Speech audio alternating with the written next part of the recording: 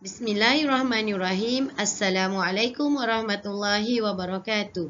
Saya Nur Ain binti Muhammad Hussein, KIDL 250104011 akan membentangkan tajuk berkaitan dengan kepentingan kreativiti dalam guru melaksanakan aktiviti pemulihan. Pengenalan.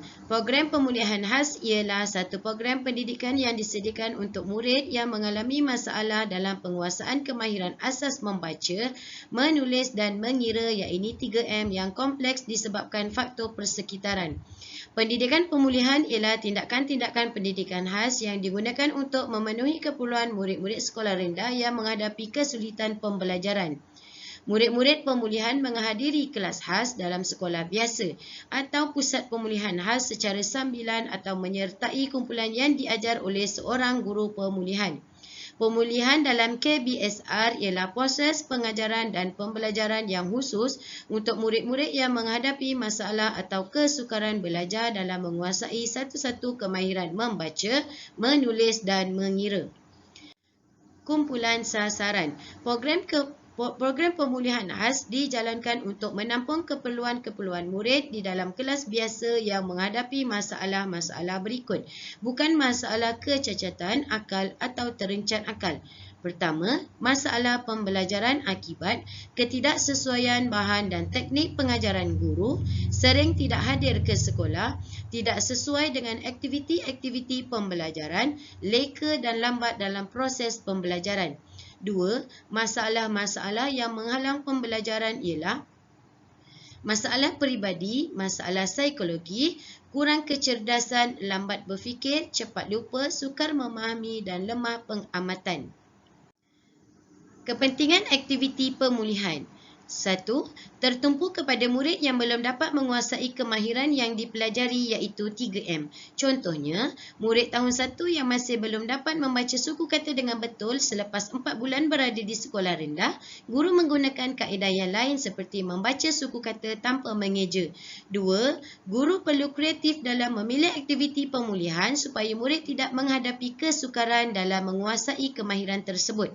Contohnya, aktiviti permainan, lagu, lakonan atau bahan bantu mengajar yang menarik dapat mencetuskan minat murid. 3. Guru perlu bersedia memberi bimbingan secara personal kerana kelemahan mungkin memberi kesan kepada emosi murid. Contohnya, aktiviti kumpulan kreatif membantu murid belajar secara bersama dan membina kemahiran sosial serta komunikasi yang turut menyumbang kepada pembangunan diri secara menyeluruh. 4. Mengurangkan kebosanan dan tekanan. Contohnya, aktiviti pemulihan sering dikaitkan dengan pengulangan dan latihan. Jika tidak diolah secara menarik, murid boleh cepat berasa bosan atau tertekan dengan kaedah pengajaran yang sama. Kreativiti dalam aktiviti seperti teka silang kata, kuis interaktif atau aktiviti luar bilik darjah dapat menjadikan proses pemulihan lebih santai dan menyeronokkan.